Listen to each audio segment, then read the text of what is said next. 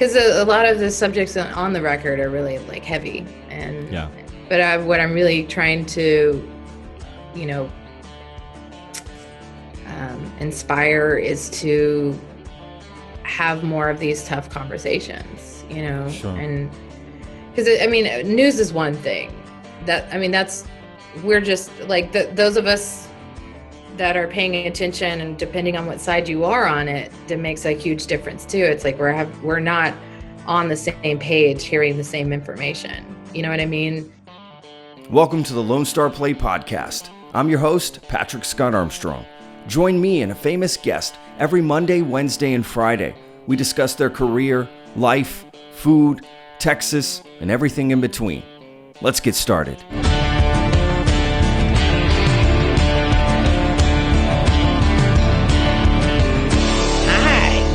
Hello. How's it going? Good. How are you doing? Oh, yeah, I'm good. I'm still kind of waking up a little bit as a, typical musician fare. Like, it's at least a double digit, so it's no complaints. Yeah, I hear you. How about you? Hey, same sort of deal. The pandemic, hours are all over the place. You know what I mean? As far as just normal hours or whatever. Yeah, I do the same sort of weird. So, I'll stay up late, then I'm up early one morning. I can't get in a routine, to be honest. Man, I'm just glad I kind of finally broke the habit. It seems like, of course, I may be speaking out of turn, of like staying up until like 5 or 6 o'clock in the morning, because that was a fun ride for a little while. I've been talking to one of my best friends, Betty Sue, about it. She's got insomnia, and she's like, yeah, I haven't really slept since this whole thing began. I'm like, oh my God. Like, I at least, like, when my head hits the pillow, I'm out.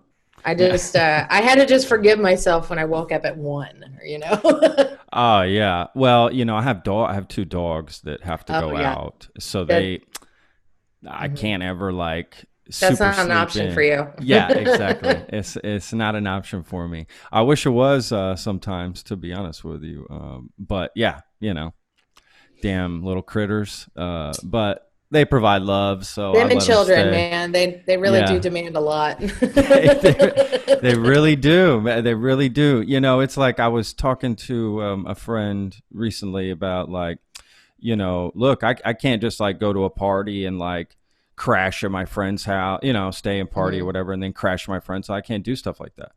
I've got to plus I'm married. Like I wouldn't do anything like that anyway, but either way, like your wife not enjoy, like, and where were you? Totally. Absolutely. But either way, got to get home, there's no, right. It's not the same as the life I used to live when it was just me and, I do whatever I need to do. And you were Peter Pan. You were never going to die. You're going to live forever. Yeah. I still feel like I'm a little bit in the Peter Pan stage, but as a girl, you're always not quite like, yeah. There's always a little bit of like, I'm not going to spend the night here. I'm going to figure this out. Yes. Well, I think too, something I was, this is embarrassing that I'm going to say this on the podcast, but I'm just going to tell people. This is so embarrassing. So I was playing, I'm getting old. This is how I know too, like I can't do the same stuff either. And this is typical. I'm getting older. My body is literally telling me, Patrick, your mind wants one thing, your body, you can't handle it. So like literally I bought this VR thing that you can play. Like I'm not even into video games, but because of the pandemic, I bought a PlayStation and I've used it like 3 times, honestly. Like I thought I was going to use it a lot more, but it's just too hard. The games are too hard. So anyway, I bought this PlayStation You should have gone with like the old fashioned like Nintendo. They have the tiny Nintendo now. You're right. I need that really bad. That's what I should have done. I should have done that. You're right. But I bought this VR thing. I thought, okay, maybe this will be entice me to play this. And so I put it on. I played a game for like maybe an hour or so. I thought, okay, it was fun. I was dead sore afterwards. Like my legs hurt, and my wife was just like, "What is wrong with you? Like, are you pathetic? This is pathetic. Like, your legs are. Don't tell anybody that." She said, "Don't. You're sore from VR. Yeah, you're getting You're, old. you're, You get, oh, oh man, that's a different kind of workout, I guess, or whatever. you're moving up and down. You're moving around. You forget. Yeah. You're into the it feels as early as the technology is. I will So it's say, like you're wearing the helmet kind of yeah, thing. yeah. All You right. wear the And helmet. it I mean, has the gloves, so then you're yeah, like moving. Is totally. that what's Yeah, okay? exactly. That It is feels actually real. more, yeah. It feels real, man. It feels real. So you're moving, you're going up and down, you're doing all this stuff. You're hitting wall. I was hitting my walls. I hit my fan a few times because you can't see shit.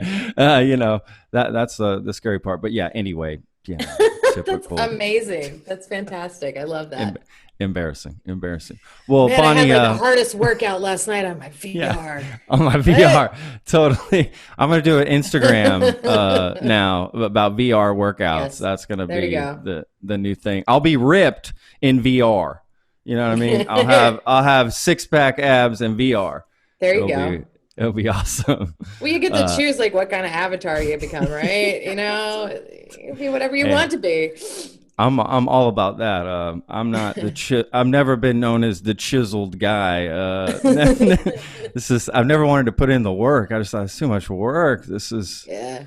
This is how do people do this? This is insane.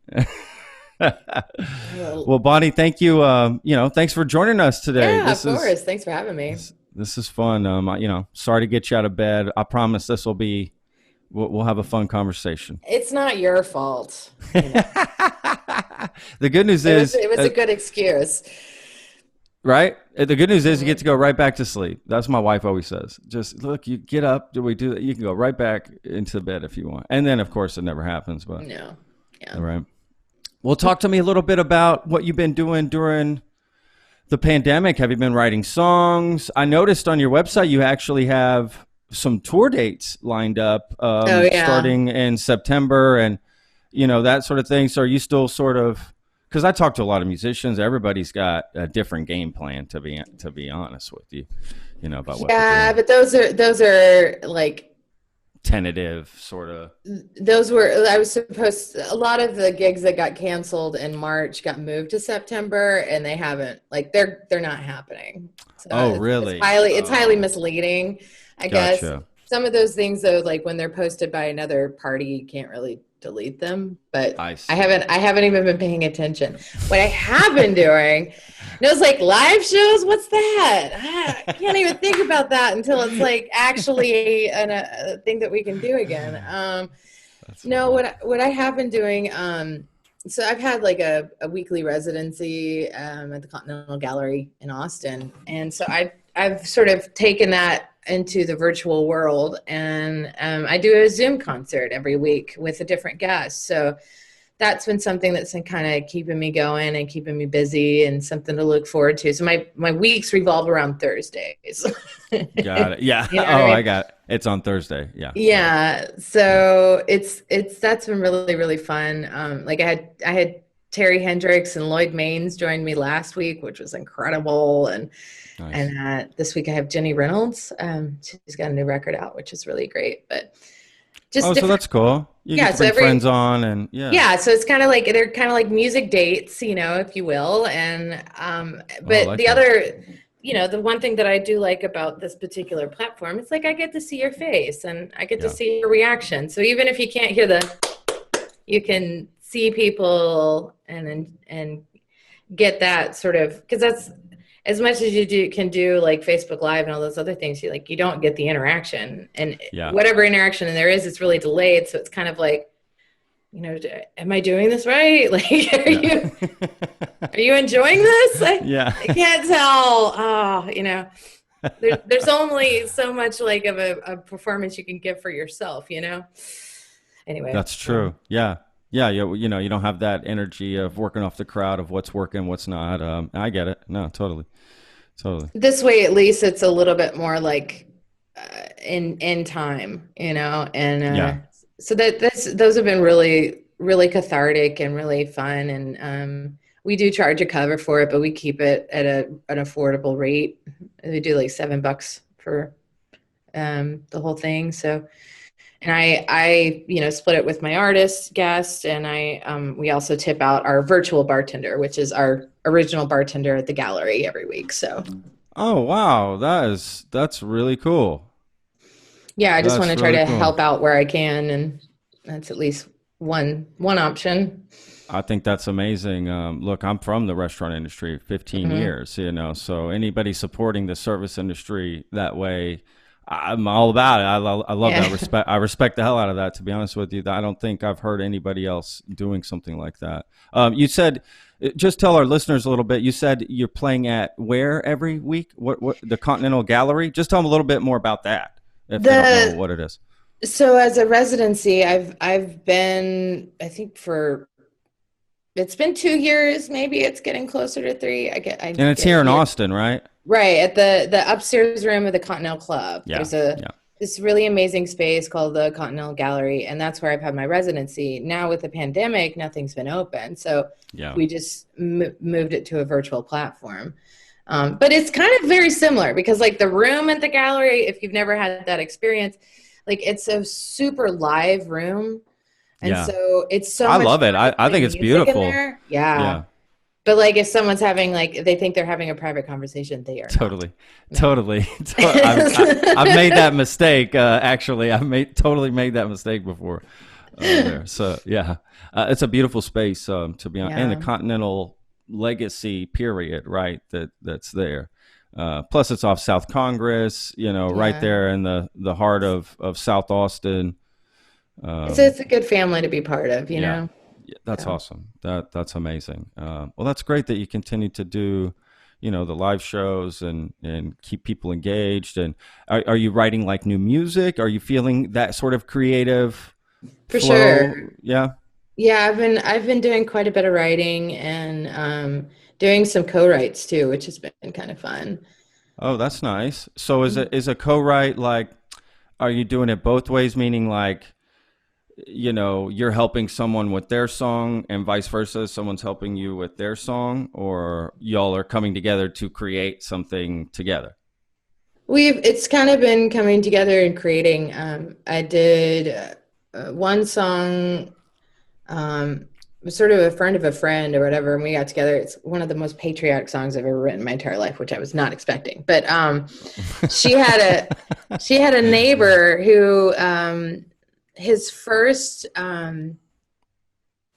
his when he was in the army, I guess I don't know exactly what branches they were in Yeah. World War II, but anyway, when he joined, his first mission was on D-Day Oh my as god. a pilot, and so she was talking about that, and then I was kind of like fascinated with the whole. So we just started kind of going down the rabbit hole with all that, and we created kind of a cool song that I think would make her neighbor very proud, and so Wow. that was just kind of one of those like, sure, right, let's go on that tangent. And Yeah. Yeah. I got Something together with new. my buddy Aaron Lee Tashton, and we started writing a little song about William Tell of all things. I don't know what it's going to be, but it's going to be interesting. Like, just say I'm enjoying any type of like inspiration or collaborative sort of thing. It's been really good. Any way that I can be creative is always like therapeutic for me. So. Sure. Do you do other stuff, artistic stuff besides music? I don't know, painting or something. I don't know. I'm really into color books, I guess. Yeah. Yeah. I play with my miniature dinosaurs, no, I actually I took a little trip down to Terlingua. My folks have retired and live down there, and I have a little Wow. Airstream that I've been working on. They've done a lot of work to it to get it ready, and I'm jealous. I want to do that so yeah. bad. I'm so jealous. So Wow. I did do some painting, although my right wrist still hates me from it, and um, I did this kind of fun little art project where instead of I used cards instead of like tiles, but we made a whole like wall section that was devoted to the theme. Oh, Um, that's cool. yeah, so That's it's cool. it's so yeah, it's been there has been some creativity Yeah, involved, but absolutely. Absolutely. Yeah, I've I've always wanted also to do that. I've also started trying to do like the AGTV thing on Instagram. I've only posted two, but they're pretty entertaining. My roommate gave me a giant floating T-Rex that is actually exceptionally difficult to float on. So there's been challenges that I've posted my attempts of trying to tame the wild beast that is a giant floaty. These are the ways that I keep myself entertained. I was like, this is funny to me, so this has to be funny to other people. Absolutely. Well, you gotta, like you said, you gotta keep yourself entertained. Right. We all do got to do something during What are this. you doing besides the VM I mean, or I hang VR? out with, Sorry. yeah, hang out with the dogs. I spend a lot more time on the podcast, I think, than I probably need to. Just you got nothing else to do, Just a lot of bullshit around the house. I'm sure like a lot of people just doing weird shit, organizing shit I never thought I'd be organizing. Yeah. I've pretty much organized everything in my house I can organize, and sort of taking care of every little thing. I'm done with all that stuff. I'm ready to get back Now out. you need another project. I need another project. I'm ready to get back out into the world. I mean, that's the Yeah, truth. But I'm taking it, I take the virus actually very seriously. And, me it's too. why I'm at home. It's why I'm on lockdown. I don't go out and do a lot of stuff. I would love to see my friends and hang out. And I'm just not ready yet. I'm Me just too. not there yet, Yeah. Well, and I have, my roommate. I have to think of her, and she's more in a risk factor category. So, it is what it is. I've actually, Yeah. one thing that I have done seriously is I've really devoted time for meditation practice. And that's been really helpful, keeping me kind of, 'cause I have depression, so it's like I was expecting things to go worse for me, and Yeah. that just because of the nature of it. But it kind of had a weird sort of thing, like when this all sort of happened, and people were describing what they were going through, and that whole kind of like groundlessness, and essentially, it's heartbreak that we're all experiencing. We're all experiencing this loss together, and so for me, it was just kind of like that's always been my headspace. So now it's like everybody's empathizing with it at once, and so now I'm finding myself to being a lot more, positive, and wanting to be more uplifting, and finding the good in the situation, and like it's a really great thing, but it's also completely new to me and foreign. So Yeah. it's, you know That's funny. That's funny. Well, that's inspiring though, to be honest with you. That's inspiring. I think that's yeah, great. Yeah. That's I'm that's definitely enjoying this headspace that I've created, and sure. once everything gets back to normal, maybe I will too. But who knows? Transformation. Absolutely. I think a lot of people are, going down paths in their life, mentally, probably they never thought they'd have to. People that, for Mhm. instance, always need to be out and about and, Yeah, just, people like that. We all do, right? And those people have to have suffered so much to not be able to do that. And mentally, that had to have been a big, um, impact on them, right? Negatively, I'm sure. And then for other people, maybe that, I worked from home, for instance, before all this. So there wasn't really too big of changes. It was more socially what I could go out yeah, and do. But my home situation was like nothing's changing, really. But, so I didn't really have the same sort of effect, negatively. So yeah, you're right. I think I'm really inspired to hear that actually, about you, feeling that way. I've suffered with a little bit of depression myself, ups and downs. I have a very when things are good, things are good. When things are bad, things are bad. That's my Mhm. personality. Yeah. I've always attributed it to me being half Latin. My mom's from Mexico, so I always think it's the Latin side of me, just passion. Just So much pure, emotion. Yeah. some emotion. It's we, and I love that. There's nothing. It's a double-edged sword sometimes. So Yeah, I for feel sure. you. I feel you for sure. And seeing other people suffer so much can really hurt me. Actually, Mhm. I'm adversely affected by seeing other people suffer. It does Yeah. not bode well for me. I'm not good with that stuff. I can't watch intense videos or intense things. You know what I mean? Like I can't watch things like that. That just, it just like in my body, like I feel it Yeah. physically. So this has been tough too. And in fact, I try to avoid the news a little bit as much as I can. I mean, you want to stay up to date, right, and stay informed, but at the same time, I can't handle so much. The No, world is on yeah, no. fire. Yeah, Well,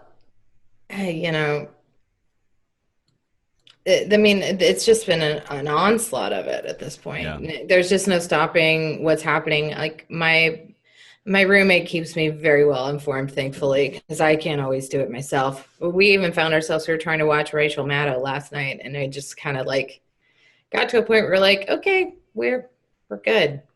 This isn't new information. This is just sort yeah, of like, and I I couldn't really invest more into it. And I've been just trying to keep a good boundary. yeah, That's one thing that I've been trying to establish with myself um, over the past few years too, is just, like know where your boundary is and like, um, not forcefully, but just, gently explain it to anybody who wants to push up against it, that isn't going to work. And yeah, um, I feel like a lot of the things that I've been trying to do, it's been like, self-care and that's kind of like my focus, especially with this record in that kind of regard. yeah, Um, because a lot of the subjects on the record are really like heavy yeah, but what I'm really trying to, you know, inspire is to have more of these tough conversations, sure, and because I mean, news is one thing I mean, we're just like those of us that are paying attention and depending on what side you are on it, that makes a huge difference too. It's like we're not on the same page, hearing the same information. You know what I mean? yeah, Um, 100%. so just being able to like, we have so much division that's happening, and I'm just looking for more things that are going to bring us together. And if I feel like for the most part, people genuinely do want that. We want to find a way to understand each other. We want to feel heard and listened to. Yeah, Um, we want to feel loved. I think those are the underlying factors.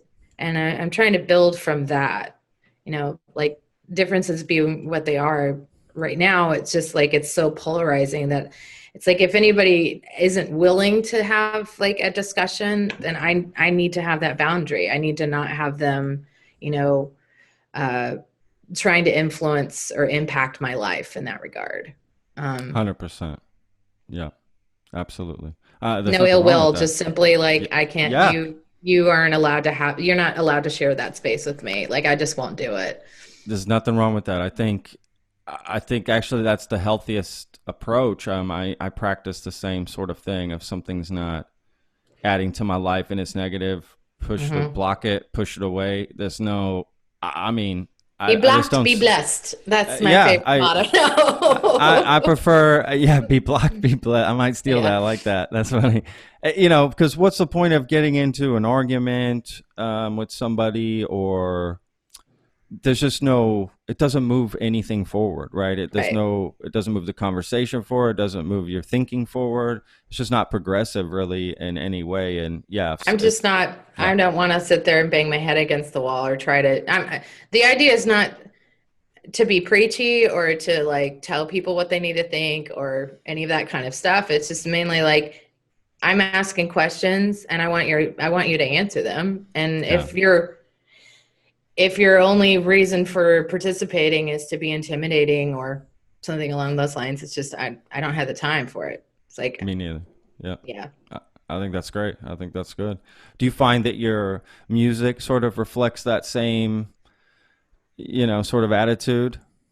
You know, like being growing up in Texas and coming back to Texas. I lived in Nashville for a few years, but there was that kind of thought that happened like repeatedly in my life where it was sort of the backlash I feel like associated with the Dixie Chicks, where it was a lot of shut up and sing and like people telling you what you can or cannot do while you're performing. And there is also a difference between being like an entertainer and being an artist. And as I delved more into my artistry, what I took that sort of shut up and sing literally. Like, okay, if you don't want me to talk about it, then I'm going to write about what I want to talk about and have that being portrayed within the music. And not everybody's going to hear the message, and that's okay. If they just want to hear the rhythm of it and get into it and think it's a good pop song, then more power to them. Subliminal messaging works too. Yeah. Um, but I really want them to be these great, catchy pop songs, but I also want them to have a lot of substance within them. And that's more of my goal along those lines is that's what my music is. So if you don't like the message, then you don't like my music. That's okay. No person like It's all I good. may want to be liked by everybody, but it's okay that Sure. I'm not. Yeah. That's My impossible. job is just to create the best art that's truest to me. Yeah. And you know, thankfully I've gotten a lot of positive feedback from it. So that's, you know, Absolutely. Well, you can't please everybody. no. That's impossible. Even the Beatles have haters, right? There's no. Right. I mean, it doesn't matter the best of anything. There's always somebody. Yeah, I think because if you're on top, there's just people that want to take you down, even though they Right. may not has nothing to do with your music, right? Or whatever the case may be, or just somebody just doesn't like your music. I literally don't like every song that's ever been recorded.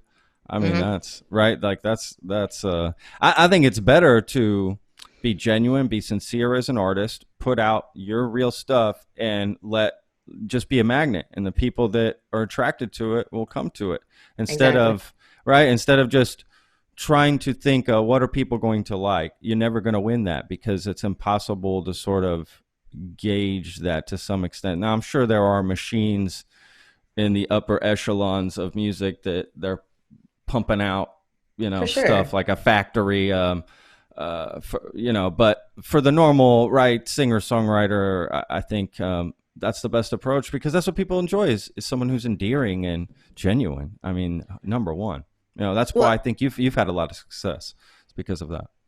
oh yeah, I feel like my first kind of two records were like trying to fit into the Americana niche. Like that was, Yeah. so the second record that I put out especially, like those are really good pop songs that I thought I'd written with a few different people. And I just didn't have it didn't do what it was supposed to. And at that point in time, I was kind of like, well, I must be a masochist because I keep doing this. You know, regardless of success, like I don't want to do anything else. Like once I kind of took the ego out of it, then I could really just sort of, what do I want to say? What do I really want to be talking about? And, putting out a record like titled Fuck with Sad Girls, that was definitely like, see how this goes.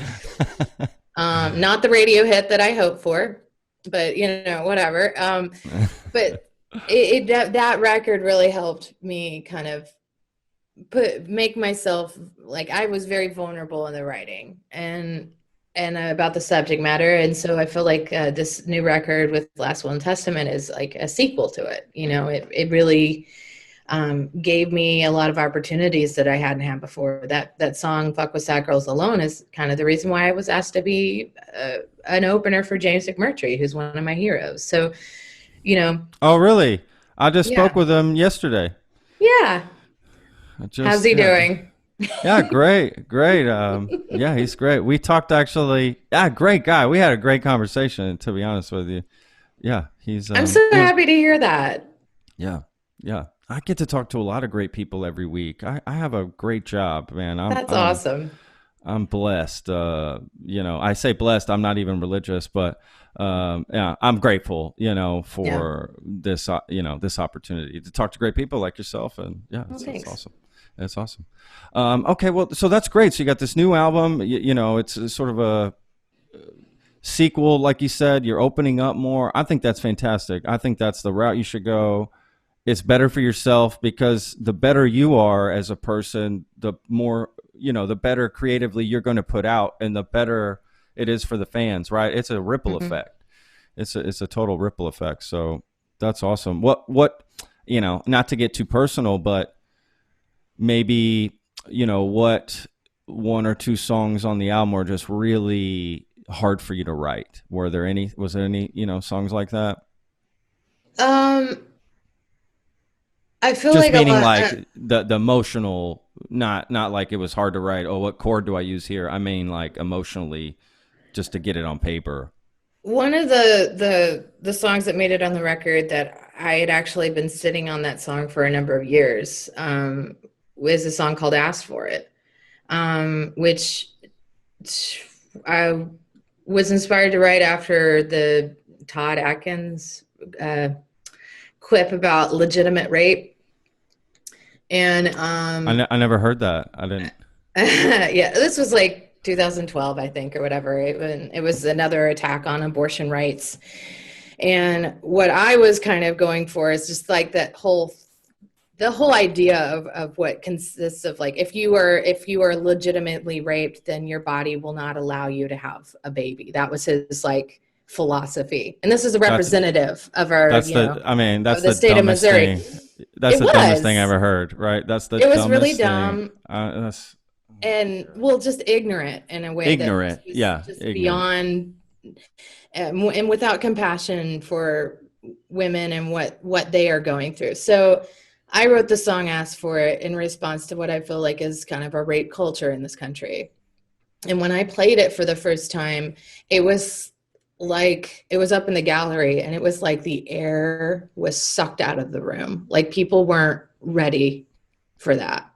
Wow. Um, but kind of as time has gone by and like we've seen the Me Too movement, and this is something that we're actually having more discussions about, it became a lot more um, uh, people were more willing to actually listen to it. Yeah. And so that was a really important one for me to put on there. And I've actually been with going out and opening for James. We've been playing that song quite a bit, and I do it as an audience participation song. I'm asking people to sing along with it, and so what Wow. ends up, it's kind of like this experiment and therapy, because it's one thing when you think it, it's another thing when you say it out loud, and when you are actually heard saying it, when you're seeing the response to what you're saying on people's faces, um, it changes how you think. And so in one category, there's either a group that's really into it and is singing along loudly until the very end, and usually that's women that have had these experiences. And then there's a whole bunch of people that don't want to sing along anymore. And to me, I'm like, okay, then you're understanding my point. Yeah. Like this is a ridiculous argument that we say that a woman asked to be violated. It just doesn't make, no one asked to be assaulted, you know? Is that the whole like, oh, what were they wearing? Did they Yeah. that sort of thing? That's so ridiculous, right? I mean, it's yeah, nobody We asked to be we spend violated. so much time on the victim and how what the victim did, where they Yeah. were, Yeah. and not about what actually happened. And I mean that's prevalent so much in our culture. Sure. Sure.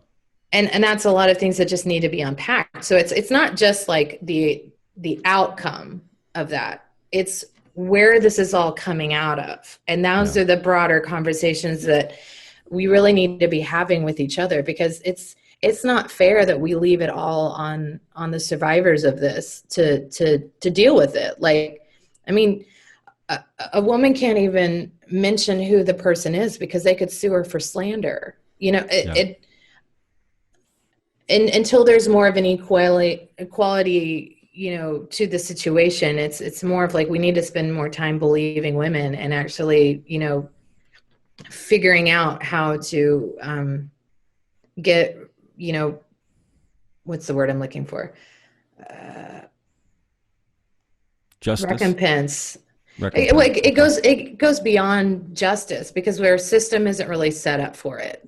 sure. Like I've just known too many stories and too many people that it becomes heartbreaking because it's almost like by saying what happened to you and wanting to find justice, you have this expectation that's now put on you by the people that love you, even, you Yeah, know, they want to know what's going on. Why isn't this happening? So on and so forth.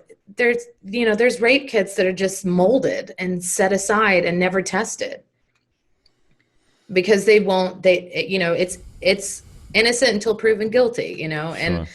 um, there's just a lot of damage though that goes into that, and a lot of the damage is in how we're raising our boys. Like it's not okay that they get to be boys get to be boys, Sure. but a woman is held responsible for what ends up happening to her.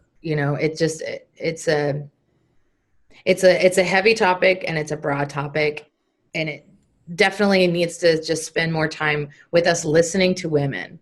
Like, even if we're not going after justice, we need to be listening to their stories. We need to be empathizing with what's going on, and we need to look at them to know what we need to do in order to get through it and to heal from it, you Yeah, know?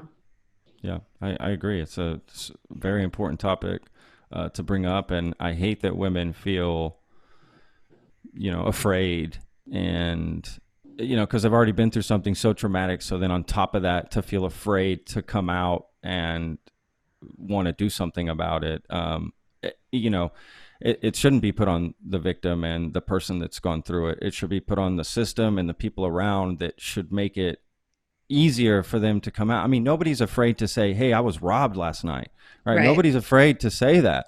It should be as equally, you know, whatever, you should be able to say that equally, and people respond the same way. I mean, nobody says if somebody gets robbed at their house, "Oh, you got robbed. You shouldn't have had that nice TV in your house. Right. What were Exactly. you doing? How did you have your house set up? How did it look? Did it look nice and clean? Nope, you shouldn't have Did you done leave the that." door unlocked? Are you sure? Yeah, totally. I mean, it's ridiculous. I mean, it's just a ridiculous argument. In fact, if I hear somebody making that argument, it makes me look at them a little like, what's in your history? Why would you even jump to that, to be honest with you, right? Like, the victim blaming immediately makes me look at that person and think, what have you done?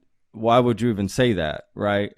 I think, I don't know, that's just sort of my take on it, in that sense. I get a little weary when people attack something like that. Like, I agree. I you think a know, lot of it also is just like who has the power? And that's what we need to be really like. And instead of letting them be the narrator, which ends yeah, up happening a lot of the time, um, we should really be like, if you have the power, you have more responsibility and have more accountability, in my mind. yeah. Oh, 100%. And I think look, to be honest with you, I think guys need to step up. Guys are the ones that need to step up with other guys. That's the truth, of it. Because, the conversations that guys have when girls aren't around, or women, right? It's Mhm. different than when women are around. I mean, I hope I'm not bursting any guy's bubble here, but that's the truth. And any guy saying that's not the truth is lying. I mean, Right. they're lying. It's just the truth. That's just what it is. They just don't want, God, guys can be so weird. They can be so, growing up in Texas is maybe what made me who I am today, because be a man. I always heard that growing up, be a man Yeah. and do this, and this is how you do it, and blah, blah, blah. And I rebelled against that so much as a kid. I always hated hearing those sort of things. And it's honestly even made it difficult for me sometimes having male relationship with friends. Hmm. Sometimes I've lost friendships because I'm not willing to go that length for you. I'm not going to lie for you to protect you so you can cheat on your girlfriend or your wife, Hmm. right? I'm not going to be the guy that goes out and lets you just horrifically, hit on these women or say these things or do these things, right? Like I'm not that guy. And to be honest with you, there's a lot of guys like me that are good guys Yeah. that, go out, want the same thing as just a normal human being, right? To be treated as you treat people as you want to be treated, right? In every aspect of life, So yeah, it's depressing. It starts, I think, with a lot of guys needing to step up to other guys and, own up and, you know, say the things that need to be said and lead by example. I think that's a big Yeah. help. I mean, I can't speak for women and what they can do. I don't even pretend to or want. But men, I'm a man, so I can say what I think we should be doing, and we're not doing enough. And I think we do need to step up, and people just need to take more responsibility. It's the truth. I think it has a lot to do with like the toxic masculinity within our culture. It's like it's not just. Sure.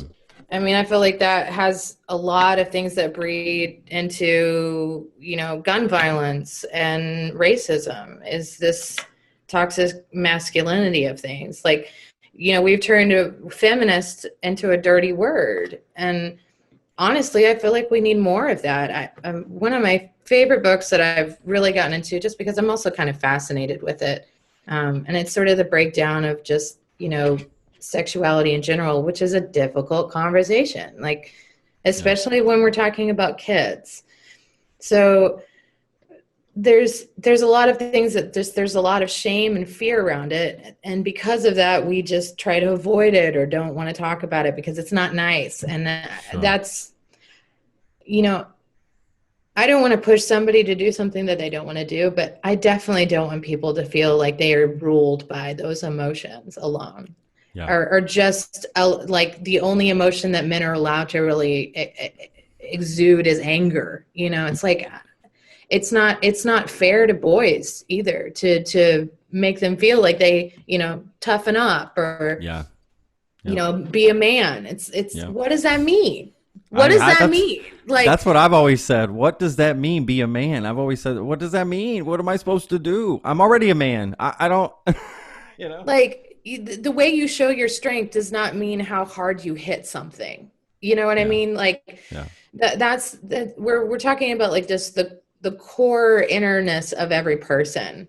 And this book that I love, it's about specifically about women sexuality, but in the terms of like how we actually like scientifically look at a lot of different things, it's all based on men. Like even things that are specifically for women are still you know when they're doing the scientific thing, they're testing men, they're not testing women, which is weird. It's just bizarre. It's like, how does this make sense to anybody? I don't know. but but because we just come at that sort of saying, it's only including like 50% of men. So there's a whole bunch of men that aren't being included in that conversation because they don't automatically be like, well, I'm having reaction, so therefore this is what this means. There's a lot of people that approach their sexuality differently, and the reality is, to me, is that if we did actually approach their sexuality more as women do, that it actually includes everybody in that regard. So those are the things that if we could stop making this male female, male being needing the power aspect of it, and we actually just want to have the conversations of what humans actually identify Yeah. as and do that as a research, or just start including, don't just do something on men specifically, include Yeah. women in it, include people of color, and Of course. include everybody within it, because most of the way that we learn and experience is more of a spectrum than it is like A or B or black or white. Yeah. It's there's a lot more nuance to it. 100%. I agree with that. A lot of nuance. Yeah. Yeah. Those are all great points, Bonnie. I agree with all of that. I would even add like, you know, gosh, it's like the things that we think. I just want to make sure I say this the right way. The things that we thought were true or tradition or whatever, those images are being broken and burst, Hmm. of the idyllic, right, of whatever this, that, or the other is, of what an idyllic life is. And Hmm. I love that. And I think we need to embrace that more, like you're saying, and just be more open to that. I know that people, depending on where you grew up, right, what country, what family, what class, right, you grew up in, if Religion.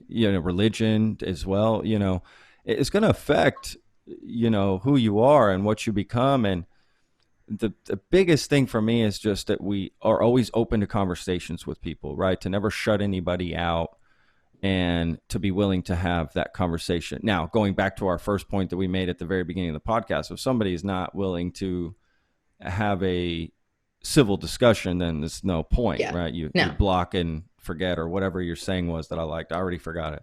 Blocked and be blessed. It's not my That's a saying. I blocked and totally, be I totally best. stole that. Like, like, I like it though. well, like I got that actually from Yaba Blay, is this amazing woman who's, a doctorate in Black history and Black studies.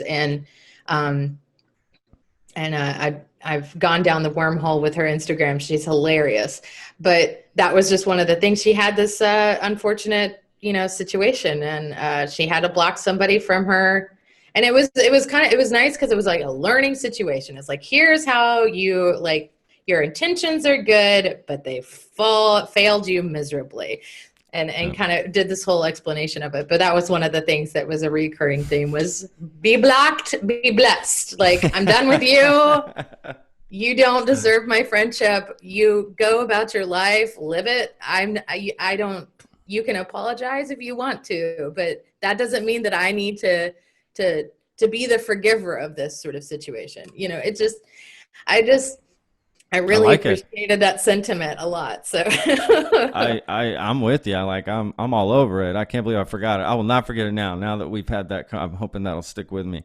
But yeah, having those conversations, because look, the world is changing, and you know, people can get so stuck in their ways, right? If they're not used to it, or if they didn't grow up with it, then it's some crazy thing, that exists now. And the world is changing, and if anything, maybe the world isn't changing. We're just seeing the changes for the first time, and people are feeling more comfortable to come out and say who they are. And, you know, change comes um, very slowly. yeah, But, it, yeah, but that I think the slowness of it in some ways is also what inspires us to bring this out more. Like, as much as, we can argue over our current president, and the thing about it is one thing that like a positive that we're getting in is, it's like there's a lot of things that we wouldn't be addressing right now had he not been president. Like,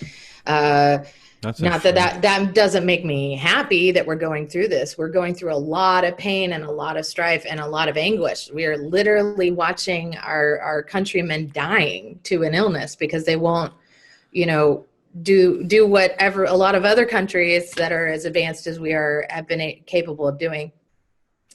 But we are dealing with these things. We know that they are aware. We are completely made aware of these. We're no longer allowing it to just like fester underneath the surface, and that gives me a lot of hope, that if we're aware of these things and we see them, and we're seeing paths and inroads in order to come together and fix these problems, then that's a great thing to be. I mean,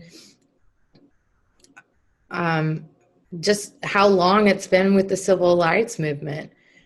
We're seeing women's rights being threatened. When I wrote the song "Time to Shoot," it was after the Pulse nightclub shooting, and Oh yeah, I was just reflecting back that, like, I was in high school when Columbine happened, and that was kind of like the first, like, yeah, it changed how we went to school. yeah, There was a lot more restrictions upon us. Like, there was a lot more side eyes to certain groups of kids. It created a lot of fear, but we've spent 20 years and we've done nothing about it. We've taught kids what they are, quote, supposed to do, if this happens, but it's just sort of, we're all just holding our breath, waiting for the next one for us to send our prayers and tears to. It just doesn't.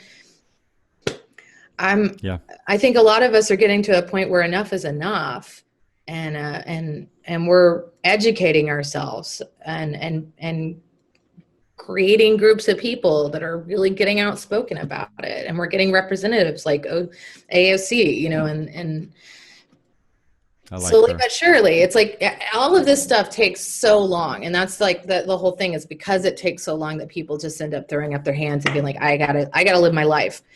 Yeah. But it's I personally am really inspired with what's going on right now. I mean, as a songwriter, that's kind of like our job. It's like Woody Guthrie, one of my favorite quotes from him is like, you're supposed to comfort the disturbed and disturb the comforted.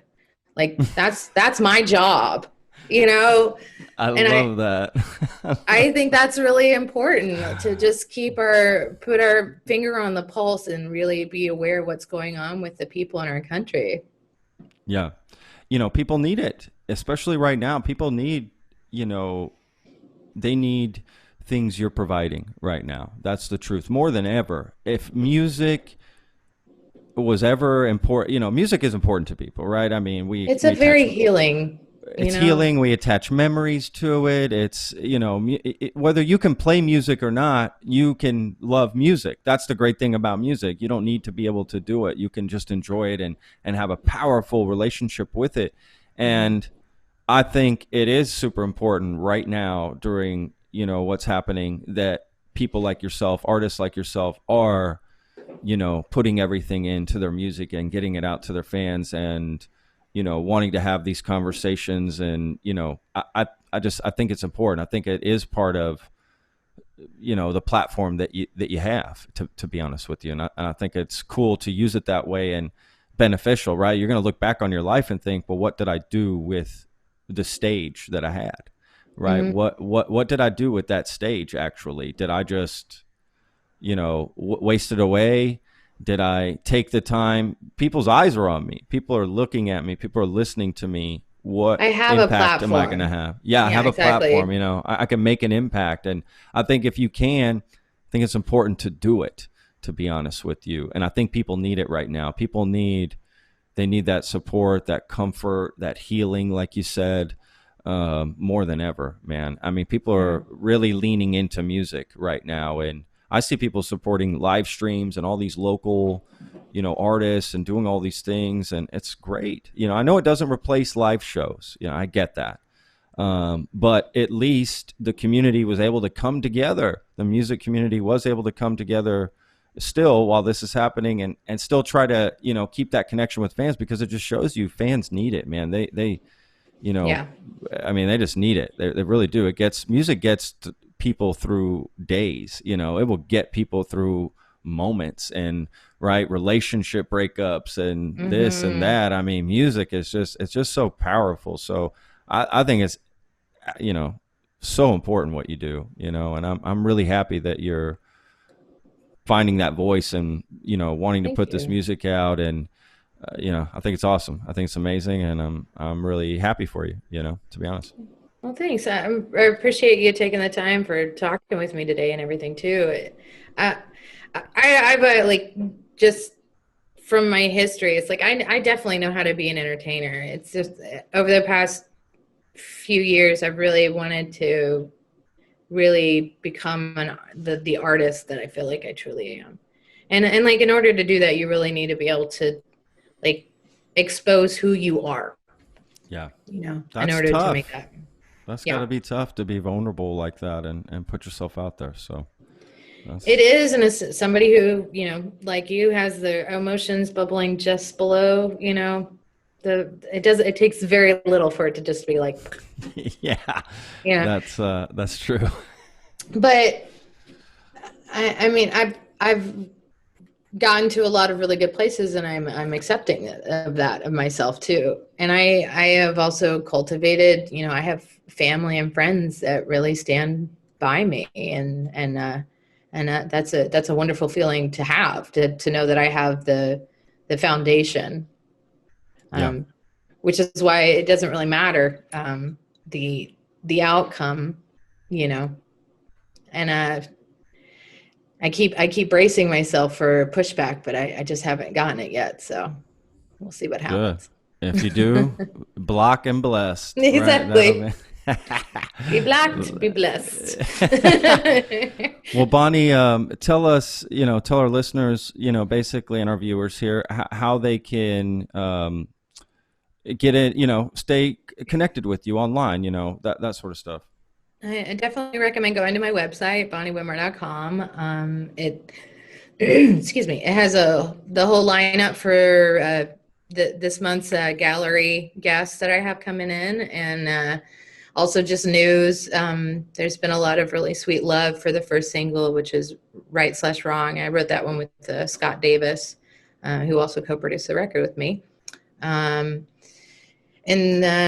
that's really kind of the best way you can pre-order the record there.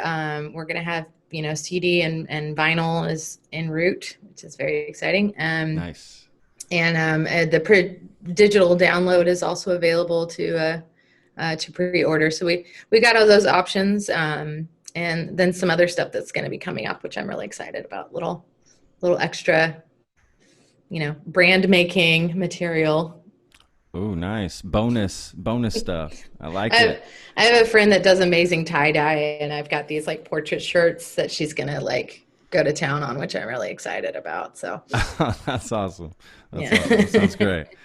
Well, that's great, Bonnie. I'm really excited for it. I'm glad that, you're able to find something, a path right through all of this, and, just my best to you, and, your continued success, and I wish you the best, through all of this. And if you ever need anything, pretty easy to get a hold of me. So, I'm here. I'm in Austin too. So, awesome. Yeah, again, thank you so much for the time, Bonnie. I wish you the best. You can get back to bed now and get that last nap in. No, I feel like maybe we should like go organize some, like you can show me how to organize. Like, I think that would be great. Does it bring you joy? That's all you got to do. That's it. No, but it's like tax receipts. Yeah. It never breaks. Unfortunately, I can't throw them away. So. That's funny. All right, Bonnie. Well, thank you again. My best to you, and stay safe. Stay safe out there. You as well. Take care of those pups. All right. Thank you. I will. Bye-bye. The Lone Star Plate podcast is produced by Texas Real Food. Go to texasrealfood.com and you can search your city for stores, butchers, restaurants, farmers markets, and more who are using fresh, artisanal, organic sources. It's a fun site that brings all natural options all together. I hope you enjoyed this episode. For more information, go to thelonestarplate.com. I'm your host, Patrick Scott Armstrong. Until next time.